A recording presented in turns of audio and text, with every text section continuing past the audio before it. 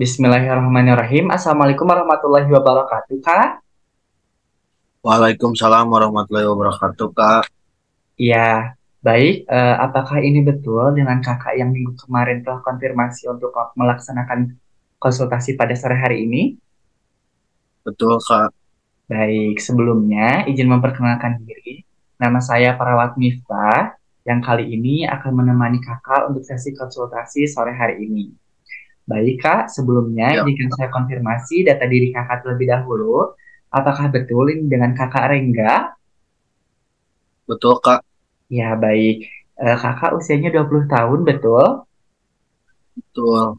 Baik. Kakak asalnya dari Linggasari Ciamis ya, Kak?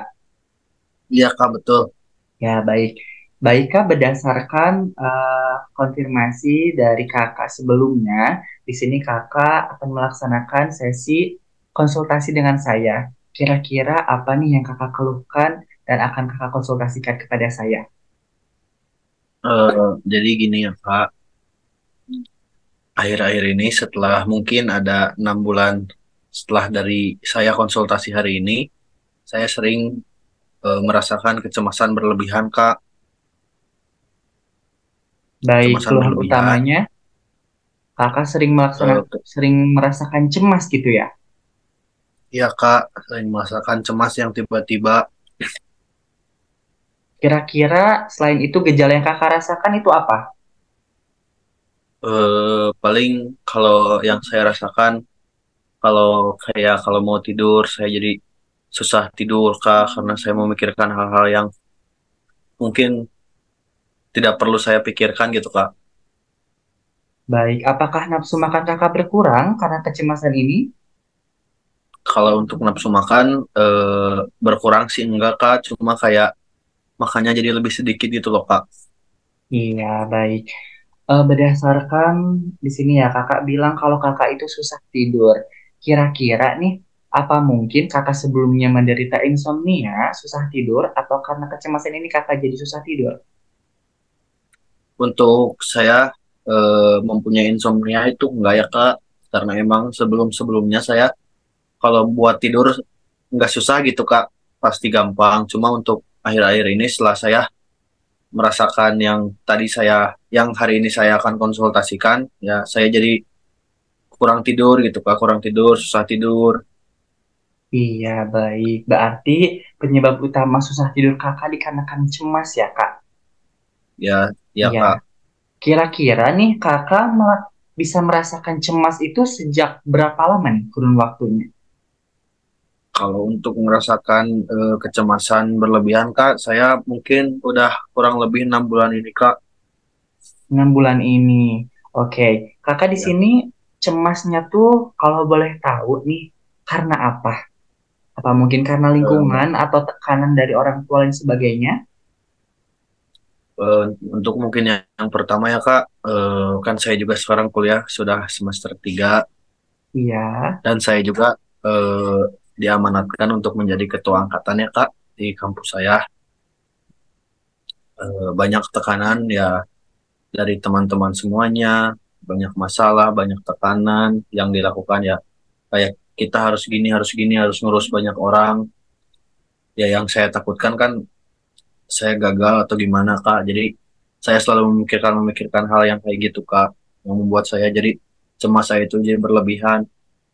Oke, baik berarti rasa cemas kakak di sini disebabkan salah satunya karena faktor perkuliahan atau lingkungan perkuliahan kakak ya, Kak.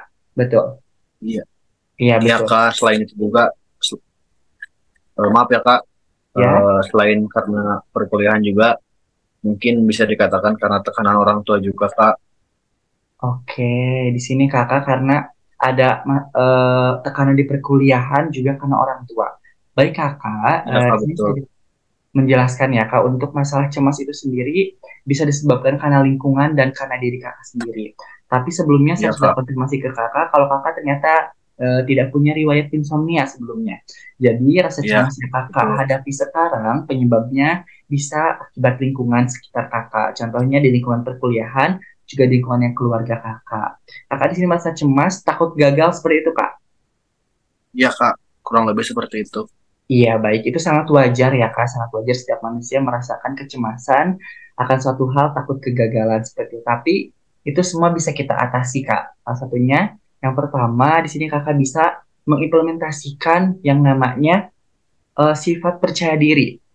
Nah, setelah saya lihat Hmm. dari cara Kakak berbicara di sini, Kakak ini kurang percaya diri dengan apa? Dengan tanggung jawab yang telah diberikan oleh teman-teman Kakak. Kakak bisa membangun percaya diri di sini seperti mungkin Kakak dulu waktu duduk di bangku sekolah SMA atau SMP sebelumnya pernah menjadi ketua angkatan atau ketua OSIS. Untuk ya mungkin ini berbicara riwayat organisasi ya Kak. Untuk Iya. itu saya sebelumnya tidak pernah menjabat di organisasi manapun gitu Kak. Jadi saya bisa dikatakan culture shock juga gini gitu, gitu Kak. Sekarang Oh, sebagai ketua angkatan.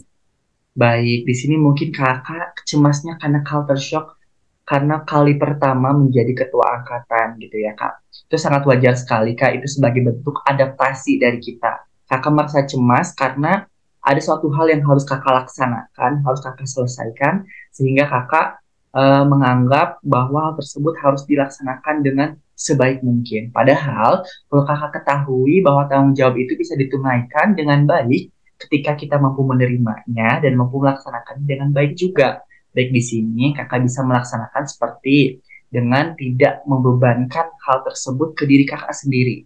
Gitu. Solusi yang saya tawarkan nih untuk kakak, kakak bisa berbagi tugas. Misalnya dalam satu organisasi, kakak bisa membagi-baginya ke teman-teman yang lain. Supaya beban kerja kakak dan tanggung jawab kakak tidak begitu berat.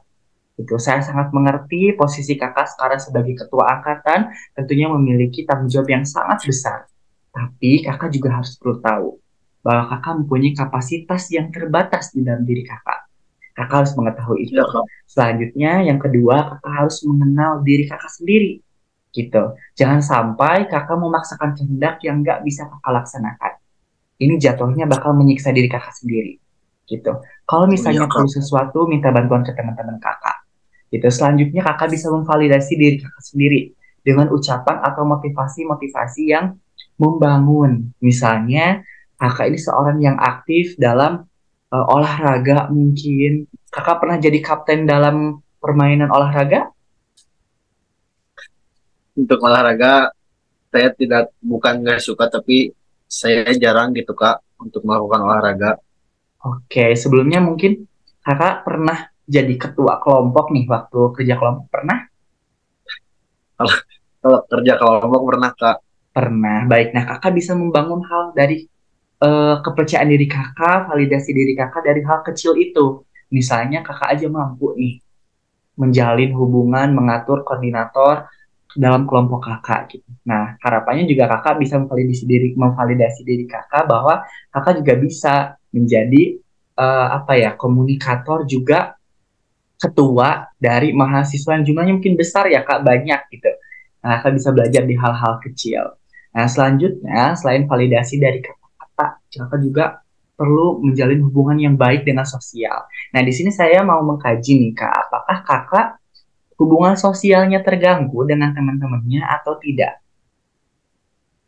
Kalau dengan teman-teman sih baik-baik aja ya Kak, nggak ada masalah apapun. Ya, kalau dari teman-teman kakak sendiri, teman-teman mungkin anak muda zaman sekarang tuh akrab disapanya teman tongkrongan gitu kak. Teman tongkrongan kakak apakah mendukung kakak dalam hal ini atau malah mungkin tidak mendukung dan malah sering mengejek kakak mungkin gimana?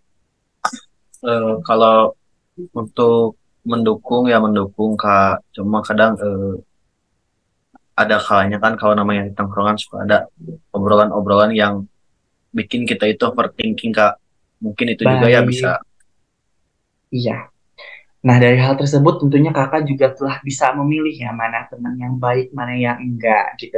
Nah, dalam hal ini juga kakak bisa menghindari circle pertemanan yang kurang sehat buat mental kakak atau buat pikiran kakak. Yang mana juga pertemanan juga tentunya berpengaruh terhadap perasaan yang kakak rasakan sekarang.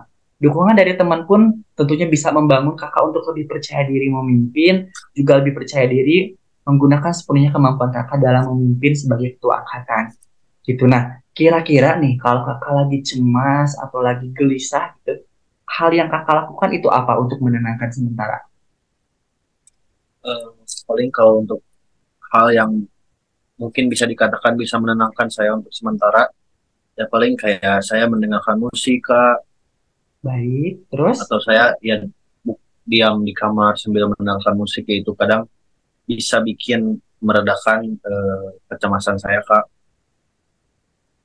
Oke, berarti kakak di sini lebih tertarik dengan musik untuk menenangkan kakak gitu ya? Ya Kak. Baik.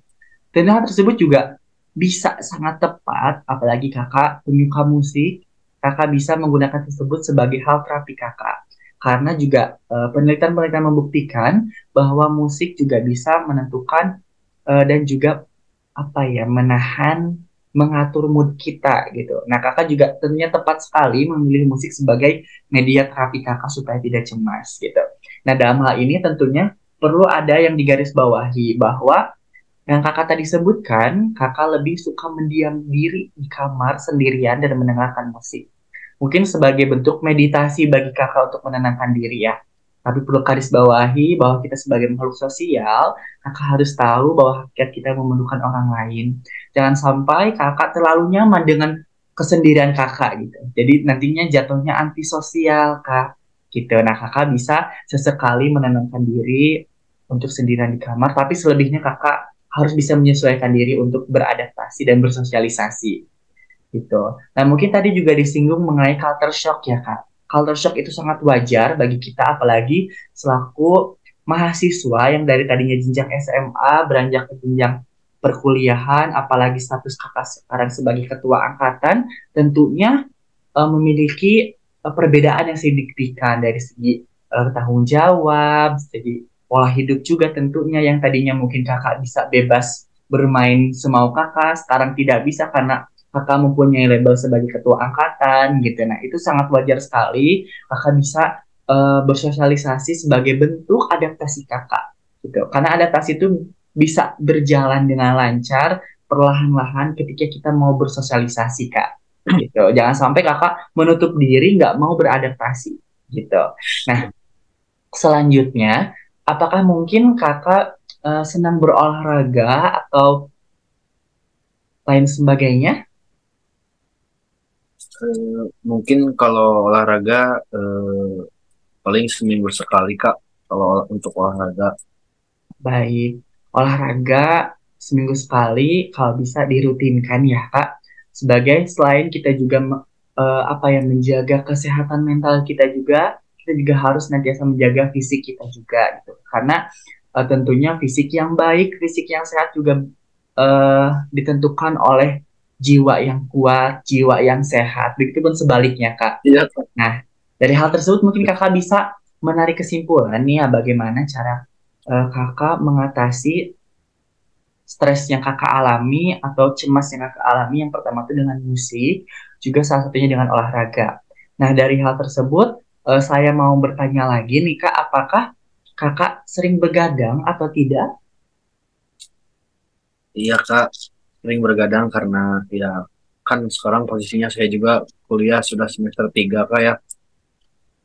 Untuk tugas juga menumpuk. Jadi saya nggak nggak mau gitu harus menyelesaikan tugas itu Kak. Soalnya kan kadang ada yang deadline-nya besok atau 2 hari lagi, dan saya juga pengen cepat-cepat beres, dan hal itu yang membuat saya kadang sering begadang Kak.